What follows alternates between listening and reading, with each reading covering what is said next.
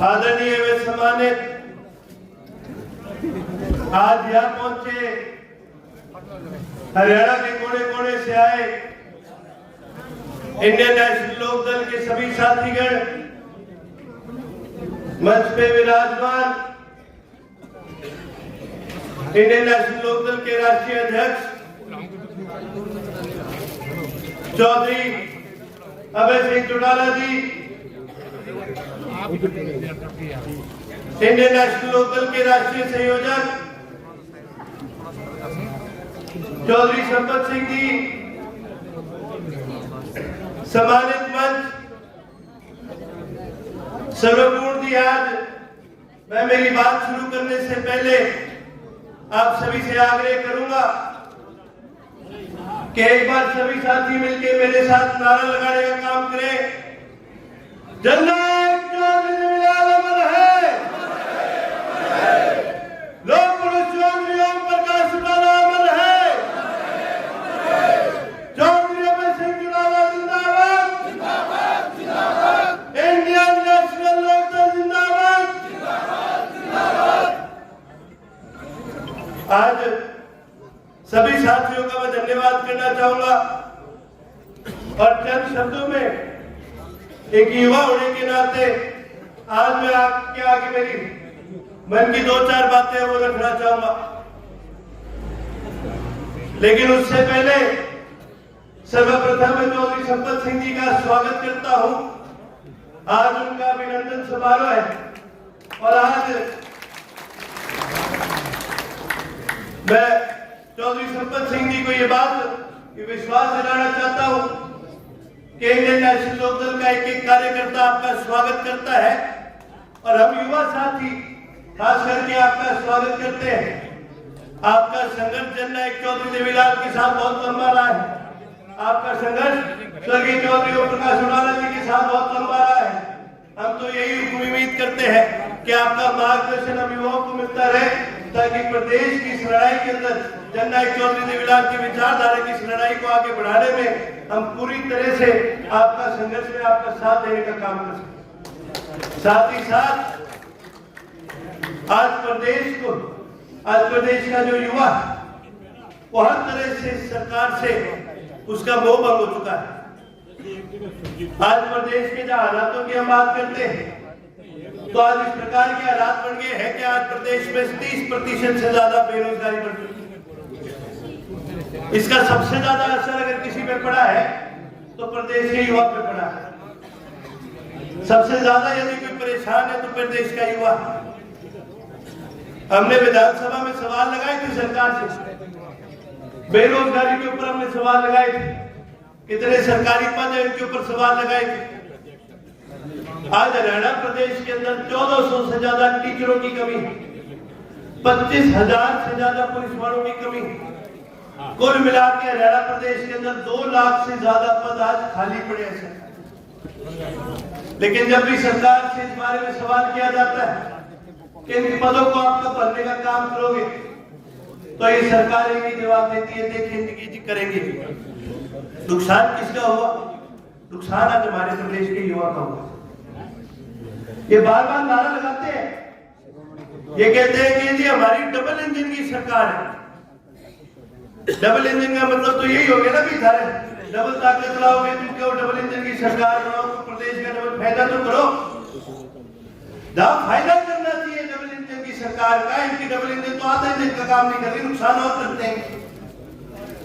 अपने प्रदेश में गरीब को रोजगार देने का एक बड़ी जो गारंटी हुआ करती थी वो मनरेगा हुआ करती थी,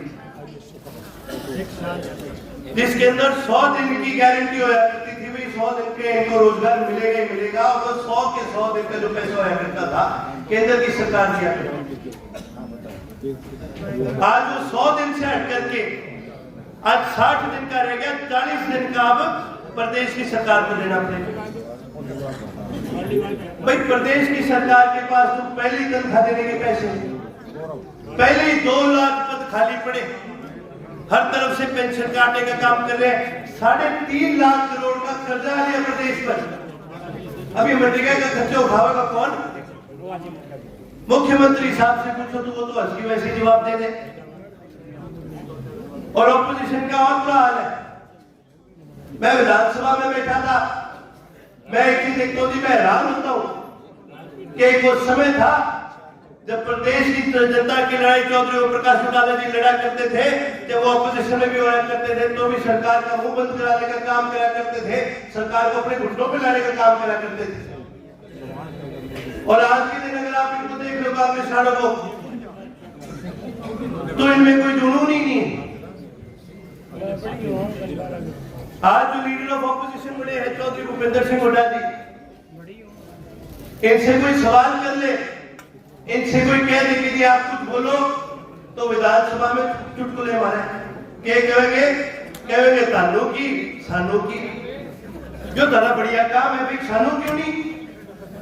हमारे बाप दादों ने इस देश को आजाद करने की लड़ाई लड़ी है, क्यों नहीं पड़ेगा भाई हमें फर्क? हरियाणा प्रदेश का इतिहास को हल्का नहीं लेने वाली चीज है। हरियाणा प्रदेश बड़ा था 1857 की लड़ाई के बाद, जब अंग्रेजों को एहसास हो गया था कि ये प्रदेश बहुत खतरनाक है। उस समय हम यूपी का हिस्सा होया करते थे, अंग्रेज समझ गए थे भी अगर ये हरियाणा यूपी का हिस्सा रहा तो तुम्हारी हुकूमत को खतरा हो जाएगा। इन्होंने हरियाणा को काटने का काम करा, हरियाणा प्रदेश को हटा के पंजाब में जोड़ने का काम किया। फिर भी अंग्रेज हमें दबा नहीं पाए। हरियाणा वो प्रदेश है जिसमें कभी कोई राजा राज नहीं कर सका। अगर हम पे राज करा है तो महाभारत के समय पांडवों ने करा था, श्री कृष्ण ने करा था, उसके बाद किसी राजा की हिम्मत नहीं थी जो हम पे आके राज कर दे। यह हरियाणा का इतिहास है।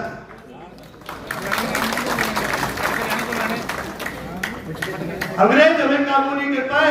ये भारतीय जनता पार्टी कांग्रेस के साथ मिलकर के छोड़कर कपट करके छल कर करके ये सत्ता में आने का काम करके हमें क्यों नहीं फर्क पड़ेगा? जननायक चौधरी देवीलाल ने इस देश की आजादी की लड़ाई एक बार नहीं लड़ी थी, दो बार लड़ी थी। एक बार 1947 की लड़ाई में लड़ी थी और दूसरी बार 1977 में जब इमरजेंसी डिक्लेयर करी थी, जब एक इंसान की राजनीतिक अपेक्षाओं की वजह से इस पूरे देश की उम्मीदों को बंदी बना लिया गया था, तब दोबारा इस देश की आजादी के लिए जननायक चौधरी देवीलाल ने लड़ाई लड़ी थी, चौधरी ओम प्रकाश चौटाला ने लड़ाई लड़ी थी, हमारे बुजुर्गों ने लड़ाई लड़ी थी, हमारे बड़े भाइयों ने लड़ाई लड़ी थी, कुर्बानियां दी थी। और इस दिन के लिए नहीं दी थी कि आज न्याय लेने के लिए भी, बेटियों को न्याय दिलाने के लिए भी हमें सड़कों पर बैठना पड़े। नारनौल में जो हादसा हुआ, यह हमारे प्रदेश की जनता पर, हमारे समाज के ऊपर एक चपेट है, थप्पड़ है।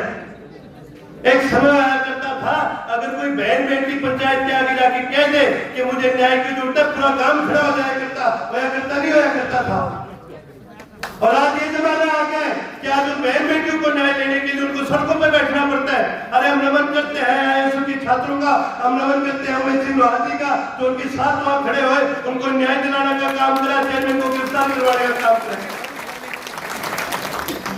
हमारे पूर्वजों ने लड़ाई लड़ी, जननायक चौधरी देवीलाल ने संघर्ष करा, चौधरी ओम प्रकाश चौटाला ने संघर्ष करा, इसने संघर्ष नहीं करा कि आज प्रदेश की ये दुविधा हो। फर्क हमें पड़ता है क्योंकि ये हमारा प्रदेश है, फर्क हमें पड़ता है क्योंकि हमारा युवा है, फर्क हमें पड़ता है क्योंकि हमारी बहन बेटियां हैं। आज प्रदेश का युवा, आज प्रदेश का हर इंसान ही उम्मीद लगाता है कि दोबारा इस प्रदेश के अंदर खुशहाली आएगी और उस खुशहाली की उम्मीद को चौधरी अभय सिंह जी से लगाने का काम करता है। मैं तो आज आप सभी के माध्यम से मैं ये कहना चाहूंगा कि ये लड़ाई आसानी है, ये लड़ाई लंबी है, लेकिन हम जननायक चौधरी देवीलाल की सिपाही है, संघर्ष हमारे खून में है। मैं तो आपके माध्यम से चौधरी शंकर सिंह जी को भी कहना चाहूंगा, आपने बहुत लंबा संघर्ष किया जननायक चौधरी देवीलाल के साथ, आप वो मार्गदर्शन हमें देने का काम कीजिए ताकि इस लड़ाई को हम सिरे तक लगाने का काम करें। हमें सत्ता का लालच नहीं, लेकिन हमें दुख होता है जब प्रदेश की दुविधा बढ़ती है। हमें सत्ता का लालच नहीं है, लेकिन हमें दुख होता है जब प्रदेश का युवा आज बेरोजगार है। हरियाणा प्रदेश का डीजीपी रिटायर होने पर ये क्या कहता है कि जी नशे के केस बहुत बढ़ गए हैं। क्यों बढ़े हैं? क्योंकि आज आपका युवा बेरोजगार बैठा है। आज प्रदेश के हालात इतने बुरे हो चुके हैं कि क्राइम सबसे ज्यादा अगर बढ़ा है तो इस बेरोजगारी की वजह से बढ़ा है। आज राज्य कार्य करने की इस बैठक में आपके माध्यम से मैं ये प्रस्ताव पेश करने का काम करता हूं कि हरियाणा प्रदेश की सरकार हरियाणा प्रदेश के अंदर जॉब कैलेंडर लाने का काम करे, किस तारीख को कब एग्जाम होगा ये तय करने का काम करे, भर्तियां तय करने का काम करे।